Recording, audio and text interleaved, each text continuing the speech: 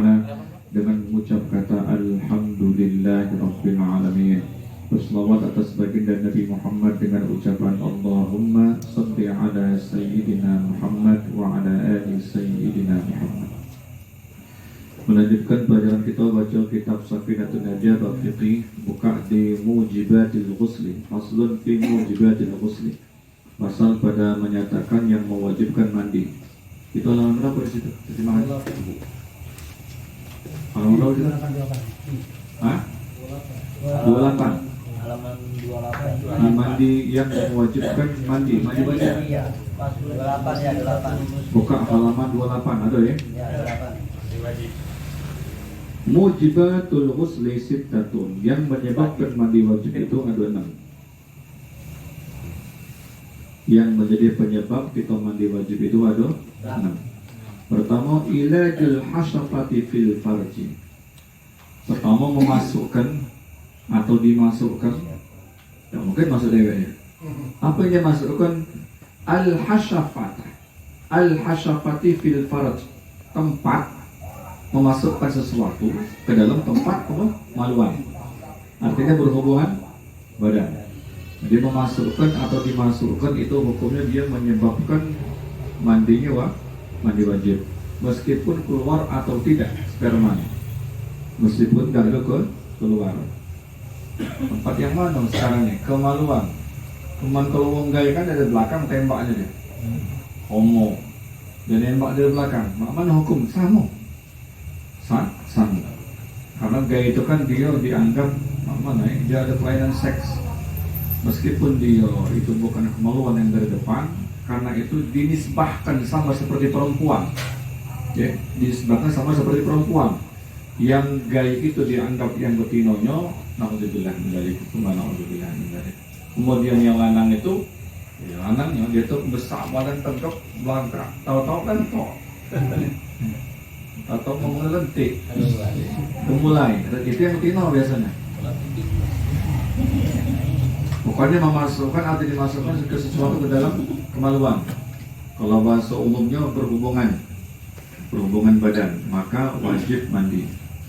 Wa khurujul mani, dan yang kedua keluarnya sperma, baik dikeluarkan atau mengeluarkan, sama hukumnya dia wajib mandi. Kita bahas kemarin kalau tidak salah perbedaan mani, mazi, wadi. Ya. Kalau mani itu ada sesuatu kenikmatan yang keluar, dia terpancar cairan yang kental. Ya. Artinya dia tanpa, dan mustahil ada tanpa unsur kesengajaan. Tidak sengaja, aku tahu-tahu betul. Tidak mungkin ya. Tahu-tahu betul deh, tidak mungkin. Mustahil. Tanpa ada suatu unsur kesengajaan. Aku tidur, tahu-tahu banjir basah. Itu memang bukan unsur kesengajaan, tapi ada sesuatu yang nikmat. Keluar deh. Jangan sebab mimpi. Wal haid, wal nifas, wal wiladah. 1, 2, 3, 4. Satu tadi berhubungan badan, yang kedua keluar sperma, ketiga, keempat, dan kelima haid, nifas, dan wiladah. Itu yang menyebabkan mandi janabah. Haid, kita bahas kemarin, perempuan itu masa haidnya sampai berapa tahun, begitupun laki-laki baligh sampai berapa tahun. Itu juga kita bahas kemarin, maksimal 15 tahun. Kalau dia lebih dari 15 tahun, meskipun yang perempuan dia belum kedatangan haid, yang laki-laki belum ihtilam mimpi basah, maka tetap dihukum baligh hukumnya. Kemudian nifas, habis melahirkan, dan wiladah juga sama. Dan yang keenam wal maut, setelah dia ketika mati. Wal maut, kematian.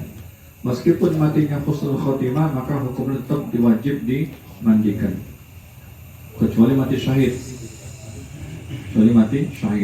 Syahid apa? Dunia akhirat. Kalau syahid akhirat itu tetap dimandikan. Tapi kalau syahid dunia akhirat, ngangkat senjata, membela agama, perang, memang benar hak nih ya. Nah, dia bersimbah darah, tidak usah dimandikan lagi. Setelah dibungkus kapan, langsung dikubur. Ada tak uang yang misalnya ketika dia mati tidak usah dimandikan? Ada. Siapa? Jenazah yang matinya terbakar. Itu dibolehkan untuk tidak dimandikan. Kenapa? Kita mandi bersama di Saudio. Kita kena luka, dia kena banyak lagi penting.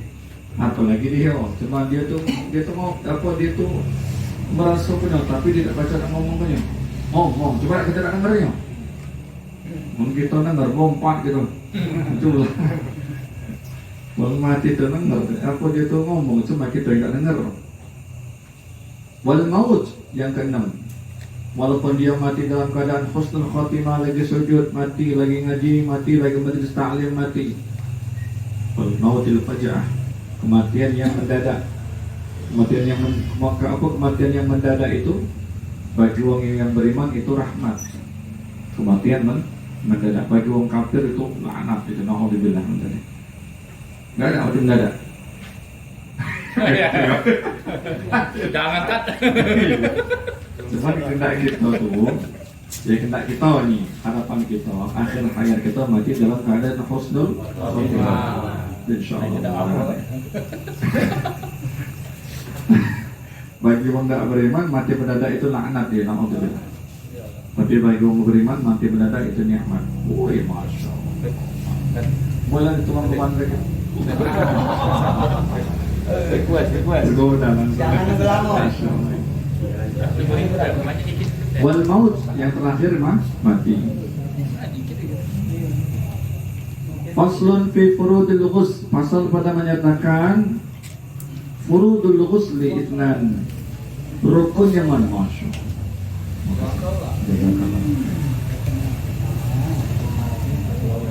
yang mewajibkan mandi, rukunnya mandi wajib itu ada dua. Pertama an-niyatu, dan yang kedua ta'mimul badani bil ma'. Pertama niat, kedua meratakan air pada seluruh badan. Kapan niat ini berlaku? Sama ketika kita berwudu. Mahallul niyah fi qalbi. Tempat niat itu di dalam hati. Kalau dia mandi janamatnya, mandi junub, misalnya malam ini kaget dia mudik sampai borongan misalnya, sampai tender, hujan, selesai. Tahu-tahu dia mandi. Nah mandi ini misalnya dia pakai gayung cedok. Jatuh niat pertamanya itu ketika pertama air menyentuh bagian yang ada di badan kita. Misalnya pertama kita siram ke kepala. Di siraman pertama itulah ketika menyentuh air, maka di situ berbareng dengan niat. Nawaitul ghusla li raf'il hadatsil akbari an jami'il badani fardhan lillahi ta'ala. Panjang niat. Aku mandi mengangkat hadas besar dari seluruh badanku, wajib karena Allah Ta'ala. Lama. Nah, begitu baik baju, aku mandi wajib karena Allah. Selesai itu baik. Sama cak berwudu. Nawaitul wudu'a li raf'il hadatsil asghari fardhan lillahi ta'ala. Lamuan. Aku berwudu karena Allah. Sudah. Nawaitul wudu lillahi ta'ala. Sudah itu baik. Kalau nak pengen simple, tapi kalau sholat aja. Sholat ada qasad, ada muqaranah, ada ta'yid. Lagi kita bahas bab sholat ya insyaallah ini akan datang. Nah kemudian ketika kita mandi tadi,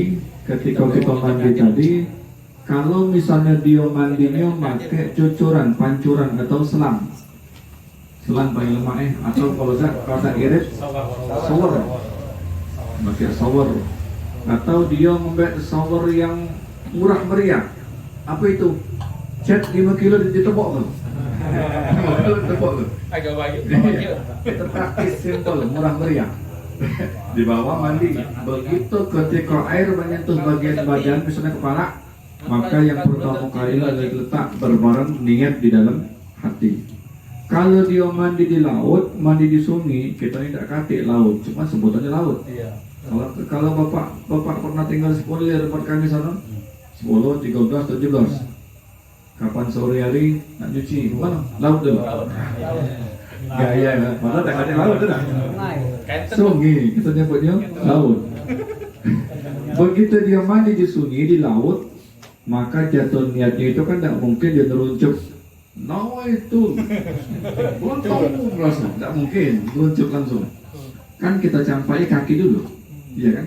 Kan ada tangga. Kita nyampai kaki. Begitu kaki menyentuh air, langsunglah berbareng niatnya. Aku mandi wajib karena Allah. Itu kalau dia mendahulukan kaki. Kalau kita mandi di rumah, mungkin dulu ke kaki. Masa nama itu dulu? Ujung orang bokap. Yang jelas, yang mana pertama kali dia menyentuh bagian anggota badan, maka di situ letak niatnya. Wa ta'mimul badani bil ma', dan yang kedua wajib meratakan seluruh badan itu dengan air. Jangan sampai ada yang terhalang, yasunu minal ma', yang menghalangi air itu dia masuk ke tempat apa, menghalang masuk air itu meresap dari ke dalam pori-pori kulit. Ya, ketika dia mandi janabah, makanya ketika dia mandi wajib itu wajib dihilangkan dulu apa? Segala sesuatu benda-benda yang melekat seperti cat, belangkin. Cat apa? Cat minyak. Minyak. Dia minyak-minyak yang terlalu banyak. Terus apa lagi? Cat, kutek. Apa lagi? Hah? Apa dia? Bekas semen, betul. Oli, ini dia. Ini ada bos bengkel kandar. Oli itu juga wajib dibersihkan. Mana dia masuk sela-sela kuku sini misalnya kan? Yang penting dibersihkan. Wajib dibersihkan, baik berwudu, ketika mandi wajib, itu wajib dibersihkan. Yang penting, nah tato ini dia masalahnya. Maaf ya yang bertato Kalau bertato dari syariatnya itu hukumnya dia memang tidak mengangkat, tapi di sini itulah kita gunanya belajar tauhid. Tak cukup dengan fikih baik. Kalau dia bertato lah tidak dosa, kita kata tidak dosa, jangan lagi dia merajuk. Kita kata tidak dosa. Meskipun dari segi syariat tidak dosa, tapi di sini mohon rahmat Allah, mohon rahmat Allah Subhanahu Wa Taala. Kaget kalau seandainya ada program menghilangkan tato, program misalnya kan, kalau baca diusahakan dihilangkan dengan catatan tidak menzalimi dirinya. Misalnya, aku dulu mau tato, mabuk dulu, tak mungkin nak mabuk lagi. Tidak mungkin, jangan harus mabuk dulu. Misalnya ada program penghilang tato nih, bagaimana hukumnya ketika dia berwudu asal dia memang permanen hilang? Karena yang jadi masalah ini kalau dia menghalang air untuk masuk ke dalam pori-pori kulitnya, itu jadi masalah. Kalau yang dijual kan terus ya, pori-porinya dihilang. Yang digosok itu, dia mau tato jangan? Ya itulah tadi. Itulah tadi dari segi syariatnya. Makanya tadi kan kita memohon rahmat Allah, memohon rahmat Allah. Selagi dosa itu dan syirik, insya Allah diampuni Allah Ta'ala. Inna Allah yaghayyiru ayyushraka bih wa yaghfiru duna dzalika liman yasha. Allah sekali-kali tidak akan mengampuni dosa selain syirik. Allah, Inna Allah yaghayyiru ayyushraka bih. Allah tidak, sesungguhnya Allah akan mengampuni seluruh dosa kecuali syirik. Dan dia mengampuni bagi siapa yang dia kehendaki. Jelas itu tetap kita rangkul aja dia, ya, supaya dia sholat, supaya dia ibadat. Jadi jelas sampai sini, kaki insya Allah kita sambung lagi pada pertemuan berikutnya di masa yang akan datang, di Ahad yang akan datang setiap malam Senin. Jadi kita batas sini dulu intinya. Mungkin ada pertanyaan sampai sini? Tato. Misalnya dia di belakang, Ya. kan tidak kena wudhu. Ya. Kalau dia udah kena wudu, yang kena mandi wajib. Termasuk. Ya, artinya maksudnya itu. Kalau dia sholat, misalnya kan dia kan wudhu pasti. Iya. Kan tidak kena belakang. Iya. Sah tak sholat? Sah, insya Allah. Asal sholatnya cukup. Yang jadi masalah itu mandi wajibnya itu sah tak dia? Sebelum dia berwudu, itu masalahnya. Kenapa? Karena air tadi menghalang tempat masuk ke dalam pori-pori kulit yang ditutup dengan tato. Itu masalahnya. Dari segi fikih seperti itu. Makanya nyesellah, nangislah yang udah tato, minta ampun dengan Allah Ta'ala. Walaupun kecil, minta ampun dengan Allah Ta'ala. Oh ya, aku dulu nyeselnya maaf, ngampun. Gak apa, memelokan deh, semua tato. Nanti pakai mobil, nanti tato masih bayar juga. Jadi, ada lokan, masih bayar juga. Kan sen-sen ini, ada kan atau bakso David bapak satu tato sini. Oh, teman-teman yang lain bagus, hebat kalau cuman yang paling porsinya untuk tentunya yang paling ringan itu yang paling lemah. Ada lagi pertanyaan? Ya, Kak Ento. Ya Ustaz, tadi kan Ustaz nerangin bahwa pada setelah kita berhubungan intim kan, kalau kita mandi wajib, kalau kita di kali atau sungai, nggak mungkin pada waktu pertama kali kena tubuh kepala bacanya. Tapi kalau kita mandi di kamar mandi atau di rumah kan, jadi pada waktu kita pertama kali kena niat, kalau untuk pertama kali pada waktu masuk kepala kena air. Tapi saya pada waktu mandi kan nggak tahu juga ada faktor penyakit, jadi saya kaki dulu saya siram gitu. Boleh Nggak apa-apa. Boleh. Jadi saya nggak berani langsung kepala gitu, karena ada penyakit kan. Jadi saya coba dulu kaki di kaki, jadi istilahnya untuk kena air dulu kan. Jadi nggak apa-apa Ustaz. Boleh. Yang penting ketika itu air jatuh pertama kali niat, disitulah letak keabsahan atau tidaknya. Karena innamal a'malu binniyah wa innamal likulli imri'in ma nawa. Sesungguhnya pekerjaan itu dinilai dengan niatnya, dan seluruh pekerjaan itu dinilai dari apa yang diniatkan. Salat tak ada niat, tak dosa salatnya. Puasa tak kata niat, tak dosa puasanya. Zakat tak kata niat, tak dosa juga zakatnya. Haji, umrah, itu juga. Apalagi mandi wajib, mandi janabah. Lemaknya dari pucuk itu dia pacak ngalir, itu baik bedanya. Dia langsung ngalir kan, langsung ngalir ke seluruh badan, tinggal kita gosok-gosok. Gosok-gosok, kalau kita dahulukan kaki juga boleh. Cuman kaki itu kan dia tidak pacak ngalir ke pucuk. Yang namanya ngalir dari pucuk ke bawah, masa bawah ke pucuk? Ya kan? Iya, nyembur dulu.